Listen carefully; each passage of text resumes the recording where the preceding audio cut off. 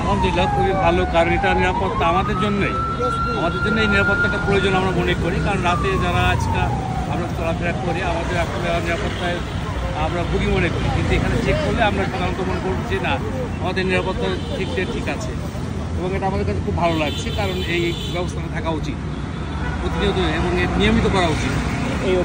এই অভিযানটা নিয়মিত করলে একদিকে অবৈধ গাড়িতে ইয়েটা কমে যাবে, অবৈধভাবে যারা কোনো জিনিসপত্র বা কারো যানবাহন যদি কোনো ক্যারি করে সেটাও বন্ধ হয়ে যাবে, শান্তি শৃঙ্খলা ফিরে আসবে বলে মনে করি। আপনাকে হয়রানি কিংবা বিরক্ত মনে করছেন? কোনো বিরক্ত মনে করছি না। প্রয়োজনে আমি আরও 5 মিনিট 10 মিনিট 15 মিনিট থাকবো, কারণ এটা প্রয়োজন। এটা ওনাদের সাথে না, আমার সাথে প্রয়োজন, আমি মনে করি দেশের সাথে প্রয়োজন।